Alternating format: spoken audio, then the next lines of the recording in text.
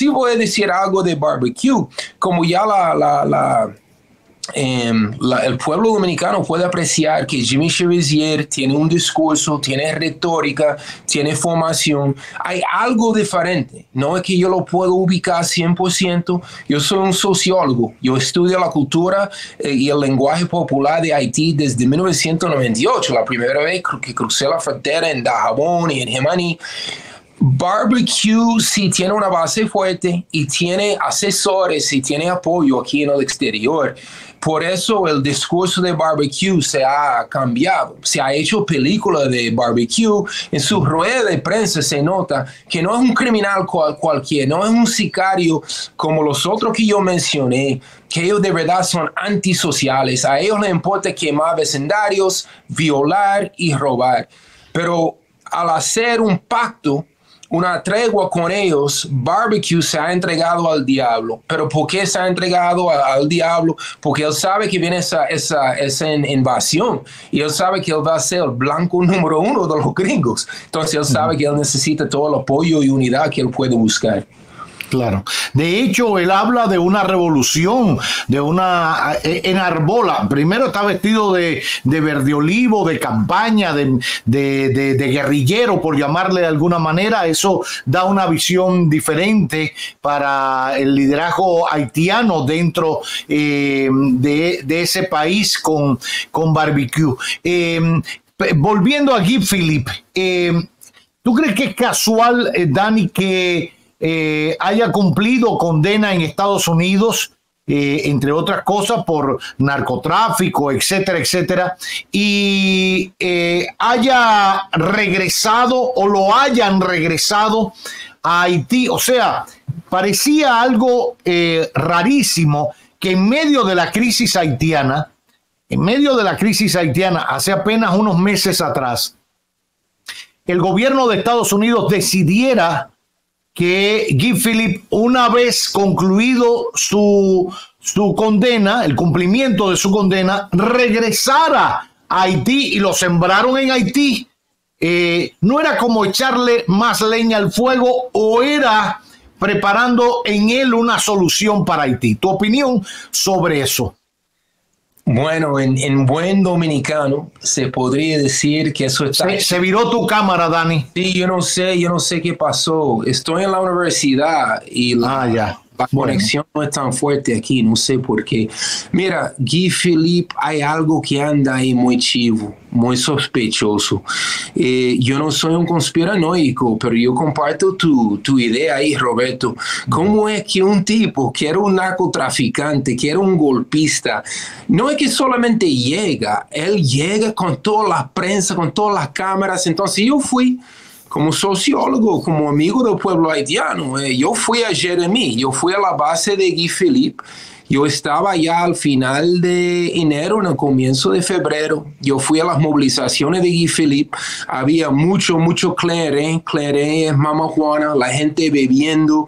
Era un ambiente más criminal que otra cosa. No era un ambiente de huelga, de organización, de movilización. Inclusive me amenazaron varias veces y tuvieron que esconderme, todo eso, porque no había conciencia. Había mucha hambre, había muchas pistolas, había un barrio popular luchando contra otro. Eso era un caos.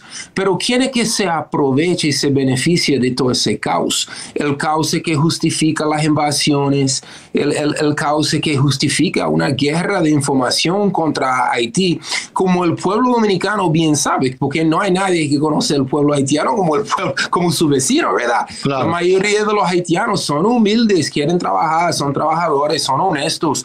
Entonces es muy penoso que quien está más sufriendo es la población civil.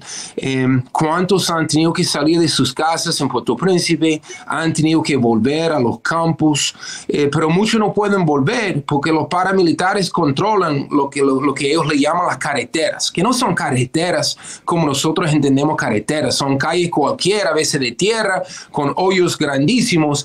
Entonces, no hay ninguna duda que hay un control paramilitar de cualquier 80% de Puerto Príncipe. Muchas familias no van a salir de sus hogares y de sus casas en estos días. Y ahora que va a llegar esa invasión extranjera, son familias que van a estar atrapados. Fíjense que yo, para llegar de Jacmel a Puerto Príncipe, yo tuve que alquilar una avioneta privada. Yo tuve que pagar para un dirigente social de Solinó, de Puerto Príncipe, para mí $500 para viajar lo que sería un guagua 1 hora, porque es un control de los escuadrones de muerte y no teníamos cómo tomar ese riesgo, que cayéramos en un secuestro o mucho peor de ahí. El secuestro no es el problema, es lo que viene después. Claro. Así es. Bueno, pues ahí está, ahí se cuadró. Yo quiero una última pregunta, Dani, para explicarle un poquito a la gente, porque se oye hablar de barbecue, del resto de los grupos paramilitares, algunos con unos perfiles un poquito más populares que otros, como bien tú explicabas cómo han ido manejando y transformando la propia imagen de barbecue de cara a la sociedad haitiana y de cara al mundo, pero los otros no tanto, que controlan gran parte del territorio.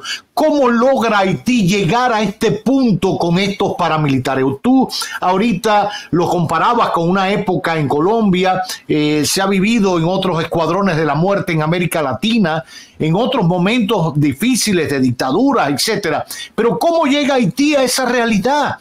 Sabemos de la pobreza, sabremos de la precariedad, sabemos de la poca institucionalidad que se ha ido forjando poco a poco, etcétera, etcétera. Pero ¿cómo llega este país a eso?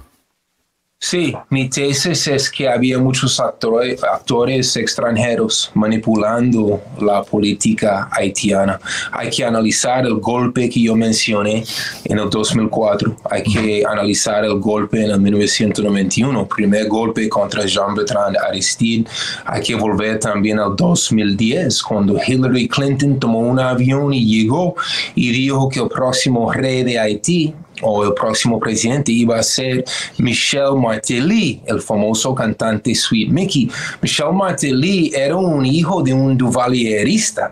Él es que comenzó ese proceso de la paramilitarización de Haití. Entonces, esas mal llamadas pandillas, esos escuadrones de muerte, ya tienen una década y pico que el PHTK, al gobierno de Michel Martelly, después Jovenel Moïse, el difunto Jovenel Moïse, y ahora Ariel Henry, que fue la tercera expresión, no sabemos qué expresión ahora viene del poder oligárquico en Haití, pero ellos son los responsables, utilizaron, porque lo que me ha explicado el pueblo haitiano por lo menos 1000 veces es que un policía, un militar en la época de redes sociales tiene alguna responsabilidad, tiene que ser como contable si él cometió un crimen, pero un paramilitar que tiene una máscara no es responsable. Él puede violar, él puede quemar, él puede robar, él puede destruir vecindarios completos y ¿quién es que va a responder? Entonces el pueblo haitiano, la Palestina del Caribe, ellos se sienten aislados, igual que Gaza ahora. ¿Quién es que lo va a defender? Ellos han armado sus propias barricadas. Ahí fue que yo me quedé, ahí fue que yo me moví con ellos.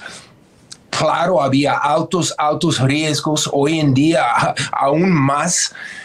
Sí tenemos colegas que han tratado de viajar, no han podido entrar en estos días, pero es importante, ¿verdad?, que el público dominicano tenga información crítica de lo que está pasando, porque la prensa de mi país no está haciendo un esfuerzo para esclarecer lo que está pasando en Haití. Todo el contrario, ellos caen en las mismas estigmas y estereotipos, como tú has dicho, de esos negros que no saben autogobernarse, y la conclusión no debe de ser eso. La conclusión debe de ser analizar a Haití con todo su contexto internacional, histórico y sociológico. Yo estoy de acuerdo contigo. Por último, yo creo que lo he dicho siempre y lo mantengo, el gran problema con Haití es que nunca hemos querido aceptar, porque es así, ni el imperio, ni la Francia colonial, ni Canadá, que era la otra cosa, ni el resto de América Latina, hemos querido aceptar que es un pueblo que tiene derecho a construir su futuro a su manera. Siempre he dicho que es un pedazo de África en el Caribe.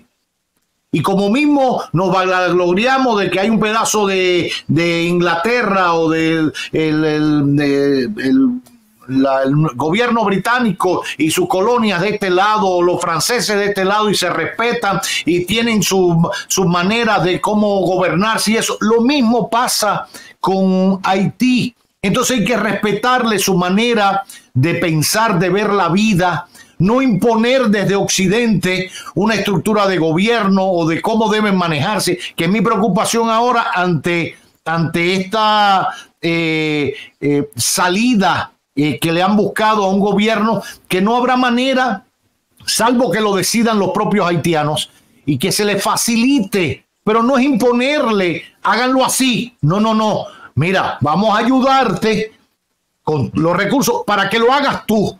Pero ese hágalo tú es el que ha faltado siempre, porque detrás de la ayuda siempre ha habido un interés con Haití y de sacarle la riqueza y de sacarle esto y de ver cómo siempre ha habido, porque la riqueza, así como las guerras, siempre mueven una industria detrás.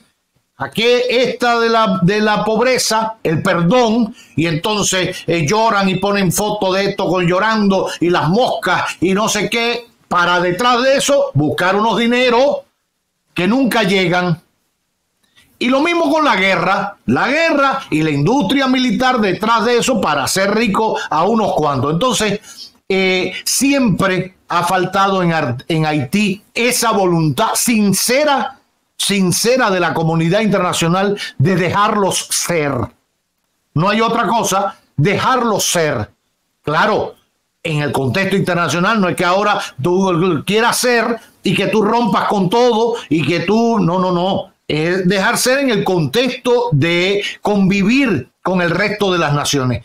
Pero es convivir, es que tú me respetes a mí y yo te respeto a ti como haitiano. Esa es la fórmula que no ha sido viable nunca, porque queremos, no es que él me respete a mí, es que él haga lo que yo diga, y no es así, no puede ser así.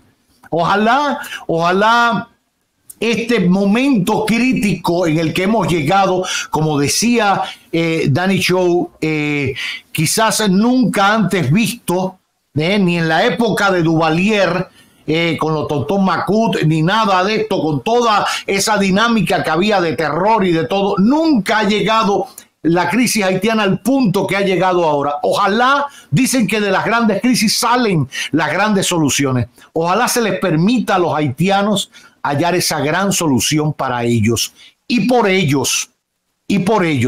Ojalá así sea, y que esto que ayer se empujó para que el doctor Ariel Henry saliera del poder, que tenía que salir en algún momento, porque de hecho un primer ministro de facto, se piense que esa es la solución y no la es, porque como el mundo no está al tanto de Haití, porque no les gusta bregar con eso, es la realidad, no les gusta bregar. Ahorita Danny Show decía que es la Palestina del Caribe y de América Latina, y es cierto, y nadie quiere bregar con eso. Entonces, mire lo que ya hemos vivido con el bombardeo de Israel a una caravana de ayuda humanitaria donde le daban comida a los civiles en Gaza, y le entraron con todo. Entonces, ¿y qué ha pasado? Preferimos seguir escuchando documentales en los Oscars que reproducen solo una parte del conflicto, ni siquiera el conflicto en toda su naturaleza, porque hay muertos de ambos lados, en el caso, por ejemplo, de Ucrania y Rusia.